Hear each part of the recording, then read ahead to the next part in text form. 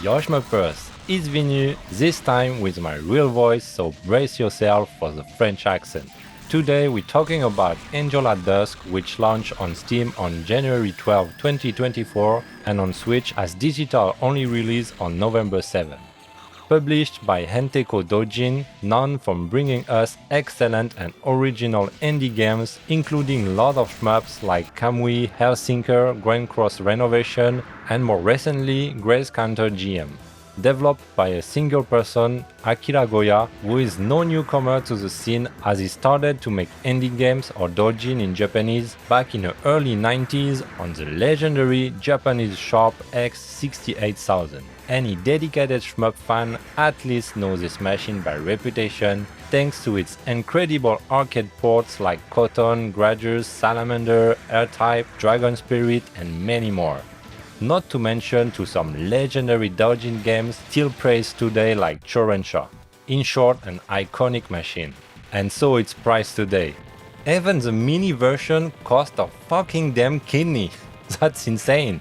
Akiragoya later moved on Windows PC, developing dozens of games including shmups of course, but also platformers and RPGs, including a lot of naughty hentai stuff with generous boobs in the mix. This guy's got a lot of experience, and now he's back with Angel at Dusk, a game that stands out with its unique visuals and gameplay.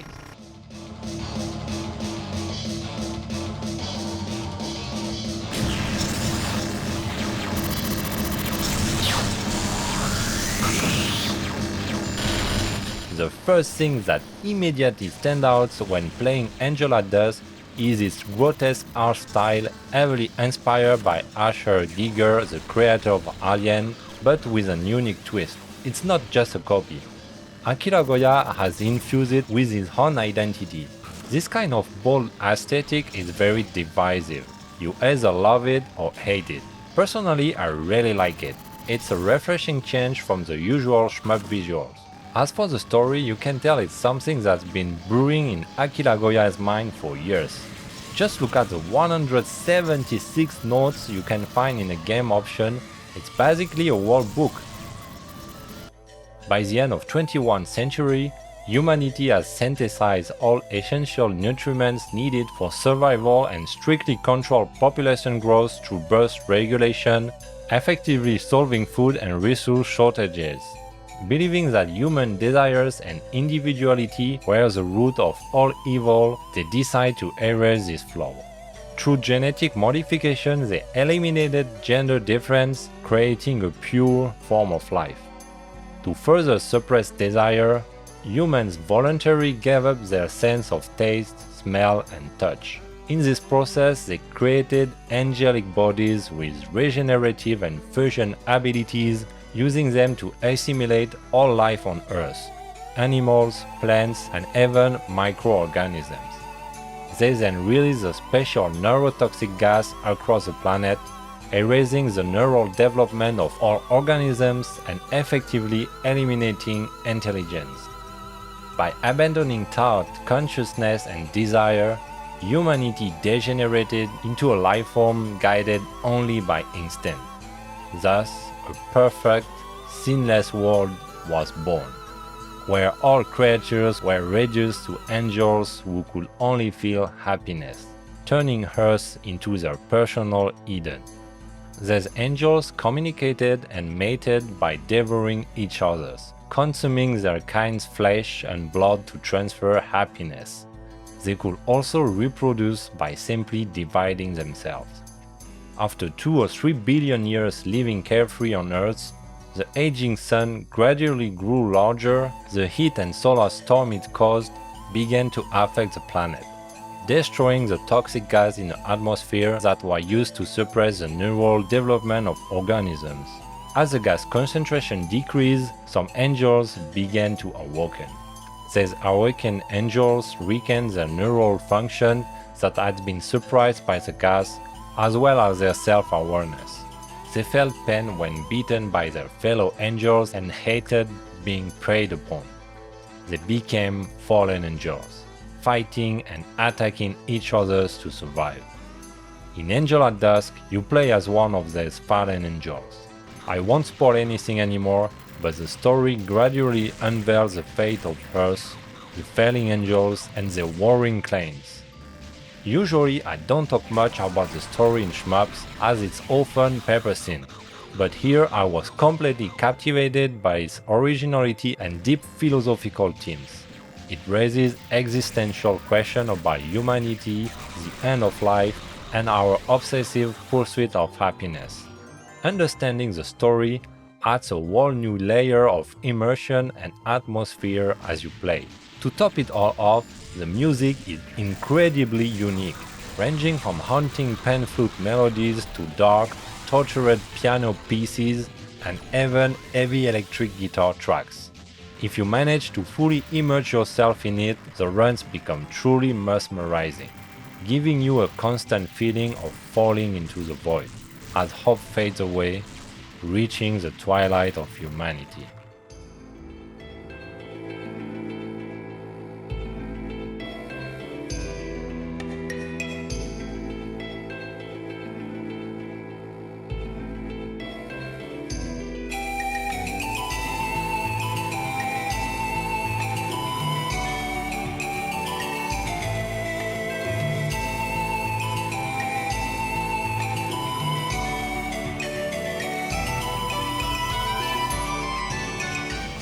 Alright, that's great and all, but what about the gameplay? Does it hold up? It's pretty simple with just 3 buttons. A main auto-fire shot, a secondary shot that you can charge or not depending on the angel you choose, and a smart bomb for some of them.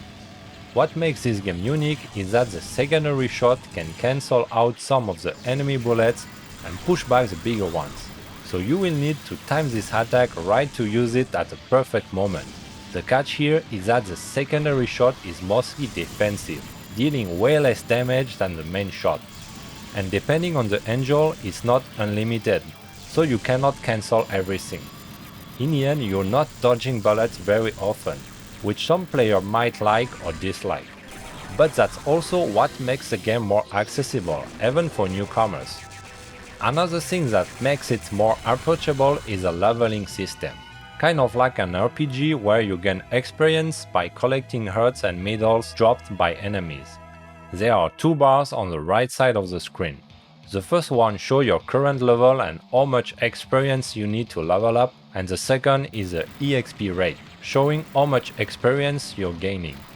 To keep it at its maximum, you need to stay alive for longer periods. Every time you die, the bar drops by 10%, but you will slowly go back up over time. With each level up, you gain an extra max life, your angel's firepower increases, and its size grows. But don't worry, the hitbox stays the same, marked by a dot in the center. Enemies drop small hearts, and collecting them restores your health. Another feature geared towards accessibility. If you shoot near enemies, their hearts get bigger, which is a classic risk versus reward mechanic that works really well here. Some patterns are really fast, but you get a visual cue before they are launched, so it helps to time your secondary shot or anticipate them. The scoring system is pretty basic, with a medal system where the medals are worth increasingly more points. If you miss one or die, you drop to a lower value medal. There are also boss parts to destroy. Touching an enemy or the environment won't cost you a life, but it will push you to the side. The in-game interface is clear and perfectly matches the art style. Despite the apparent chaos, I had no visibility issues. My only problem is that the playing field is much wider than the screen, and sometimes enemies throw patterns off screen, so it's not always easy to anticipate. When you first launch the game, you have access to the arcade mode, which includes 5 levels on very hard. But don't worry, it's just a troll. It's actually the very easy mode where the game explains its mechanics and the basics of the story. After that, you unlock more difficulty levels and arcade types, as well as a lot of angels with different design and stats. Some are great for scoring, others are more fit for survival. The second mode, Original, is a huge map with tons of levels and branching paths at the end of each one, like in Darius, where you can choose to go left or right.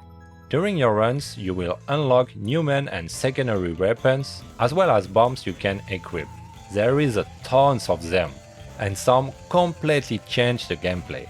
You will also be able to increase your stats, but beware, there will always be a penalty associated, like earning less experience. You can either start at the bottom of the tree to farm levels and become more powerful as you go up, or start higher up but being less powerful.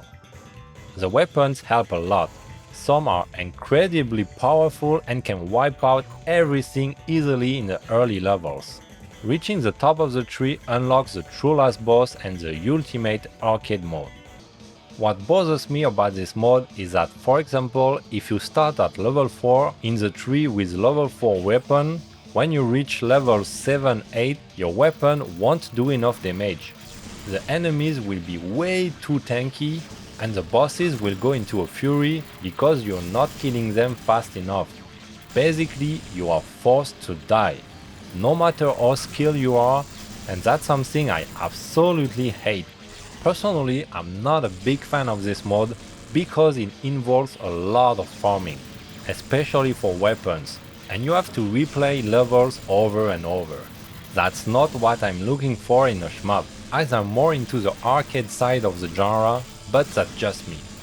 I think this original mode will appeal to a large portion of players who enjoy a sense of visual progression and getting constant rewards to keep them going.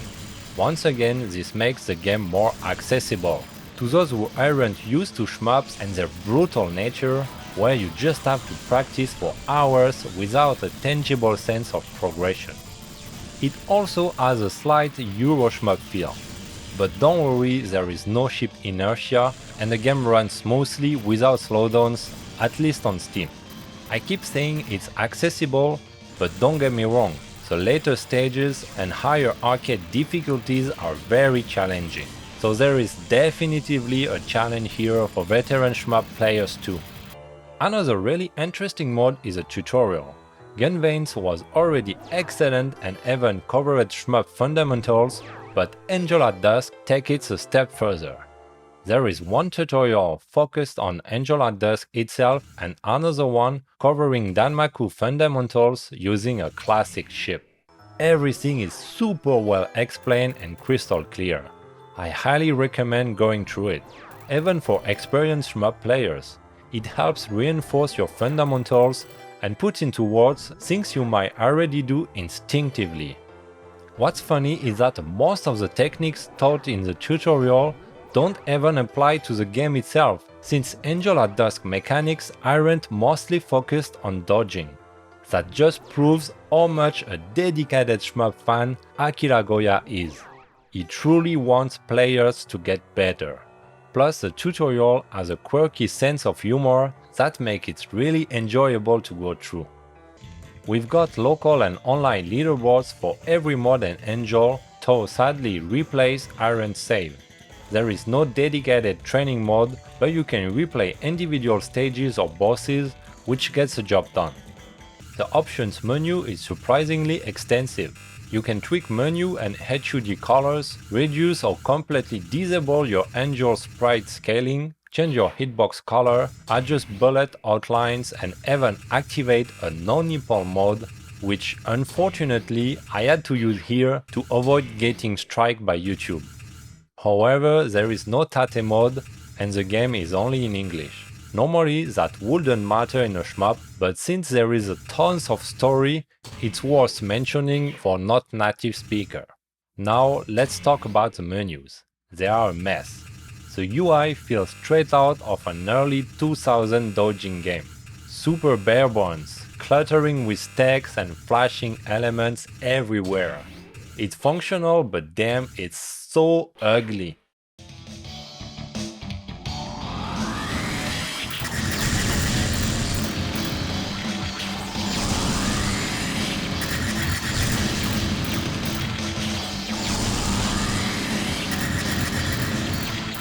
Angel at Dusk isn't your typical shmup, both in its grotesque, unique art direction and its gameplay, which relies more on cancel timing than pure dodging. Personally, I was really hooked by its deep, almost philosophical lore. The soundtrack also enhances this apocalyptic atmosphere. The tutorial is hands down the best I ever seen in the genre, and with all the different game modes, the variety of angels, weapons and bombs to try out, the $15 price tag is more than justified. That said, this isn't the kind of shmup I will spend thousands of hours on. While the gameplay is solid, I tend to prefer more arcade-focused experiences over the farming and stat-heavy progression. But I still had a blast, and more importantly, I experienced something truly unique diving into this extraordinary universe. And that's exactly what I'm looking for in a video game. I highly recommend Angel at Dusk and encourage you to experience this gaming oddity. It's sure to leave a lasting impression. Thanks for watching this review. Let me know your thoughts in the comments. Did this game intrigue you or did it put you off? Ciao Shmupers! And remember, life is always better with a croissant.